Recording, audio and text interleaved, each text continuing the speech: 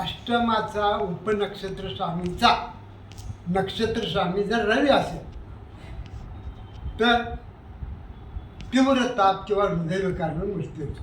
मग त्यांच्या पत्नीचा अष्टमाचा उपनक्षत्र स्वामीचा नक्षत्र स्वामी रवी नाही आहे. मी त्यांना सांगितलं तुम्हाला हृदयविकारानं मृत्यू नाही, कागदावर लिहून दुगा. मग तो बाबा गेला मुंबईला, ऑपरेशन करून आला, व्यवस्थित आहे.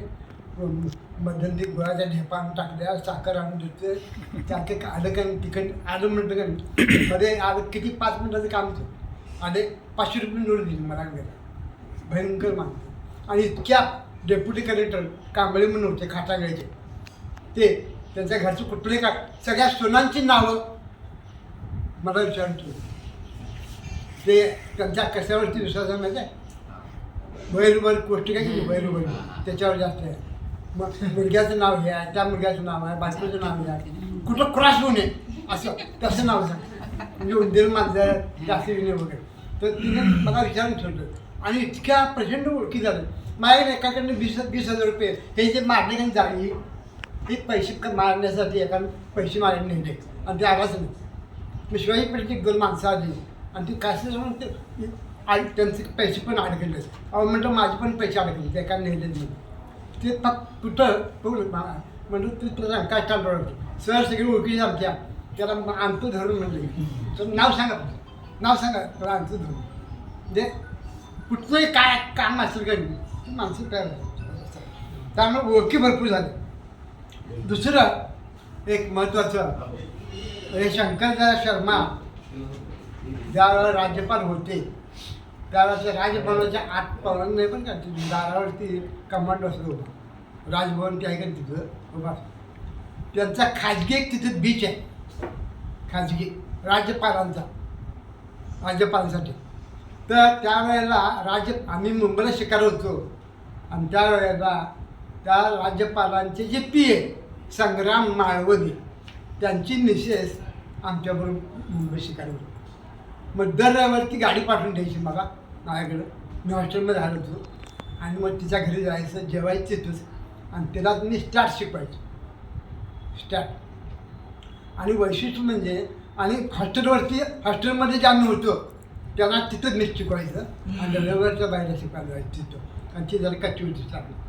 तर वैशिष्ट्य काय, तिला ज्यावेळेला आमचा कोर्स संपला तर त्यावेळेला शेवटी त्या राज्यपालांच्या खाजगी बीचवरती परवानगी लागते, ती परवानगी काढून माझ्यासाठी खास तिथं पार्टी ठेवली त्या बीचवरती.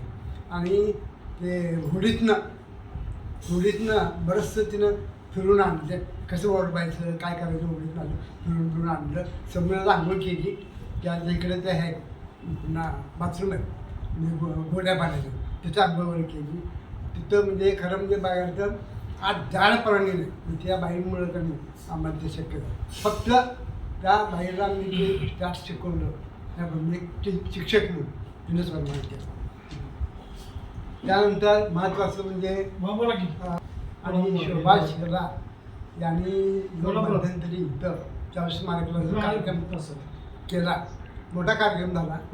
आणि काय झालं तिथं निसर्गाचं डेमो केला आहे, फोटो बिटो लावलं. खरं म्हणजे आपल्याला ह्या जगात असं जायचं का, या झाडात करा लागते, झाडात करा लागते. मी हे बघा तुम्हाला माहिती आहे मी काय आहे किंवा काय तुम्हाला माहिती आहे, बाहेरच्या माणसाला काय माहिती आहे.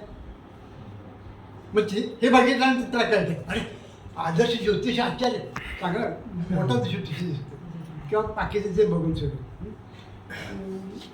मंडळीला गेलो आणि भाजीची पेंडी तेवढा 15 रुपये. मी म्हटलं 12 रुपये द्या. बाई काय म्हटली म्हणजे मामा सुरूनं जेवण बनवून गरम गरम करून ठेवलं असतं, जेव्हा जाऊन झोपा जाऊन 15 रुपयाची पेंडी 12 रुपये. तुला माहिती आहे का माझ्या चेहऱ्यावर लिहिले जाधव सर आहे किंवा असा नाही, बाहेर कोणाला माहिती. मग बाहेरचं कोण आलं की त्याच्यासाठी आणि त्याच्यामध्ये ते जे मोठे हे लावले आदर्श ज्योतिष आचार्य, त्यामुळं काय झालं की माणसं बघून आश्चर्यचकित होतात. त्यामुळे कोल्हापूरचे बहुतेक मला वाटते आणि ते ह्या काही महिन्यामध्ये सगळ्या ज्योतिषाचे धंदे बंद पडले. फक्त जाधव सरांचे आणि त्यामध्ये शिवाचा वाटा जे शोभा माझ्या क्लासची शोभा आणि अविनाश यांचा वाटा आहे. मध्यंतरी मी ह्याला गेलो इस्लामपूरच्या तिकडं बत्तीसला गेलो. येताना गुरुसाहेबांच्या घरी गेलो आणि त्यांना मी सांगितलं की मी येताना तुमच्याकडे येतो म्हणून. तर माझं सोडून द्या, माझ्याबरोबर तिघं चौघं होते. तर सगळ्यांचाच त्यांनी त्या दिवशी आमचा सत्कार केला, चहा पाणी नाश्ता याचं सगळं झालं. तर त्यांचाही मी अत्यंत आभारी आहे. आणि खरं काय व्हायचं एक ठराविक काही जे विद्यार्थी आहेत माझ्या डोळ्यासमोर की हे शास्त्र जे आहे हे शास्त्र यांना अनुभव आहे, यांना अनुभव थोडंसं जात आहे. हे शास्त्र आहे की नाही हे ठराविक समाजाच्या हातातच होतं, त्यांनी कुणाला दिलं नाही. एक माझी बायको वाजल्यानंतर मी क्लास सगळे जवळ बंद केले. पण काही माणसांनी मला सांगितलं सर मरेपर्यंत जोपर्यंत तुम्ही की MPSC वगैरे बंद करा, पण हे शास्त्र शिकवा. ते आपले जे डोकं शिकू देत, त्यांची मोनापण आहे ते शिकू देत. आणि म्हणून हे शास्त्र पुन्हा म्हणजे पुढं तुम्हीच पुढं न्यायचं आहे.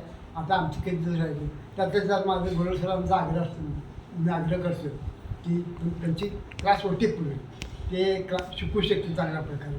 किंवा तुमच्यापैकी जर कोण याचा क्लास सुरू करणार असतील तर जर माझं पूर्ण सहकार्य मिळेल. पण हे जास्तीत जास्त लोकांपर्यंत पोचू दे. बघा मी एक मात्र सांगतो, मोरे मॅडम त्यांनी एक चूक केली, सगळ्यांना सर्टिफिकेट देणार आहे त्याची व्यवस्था.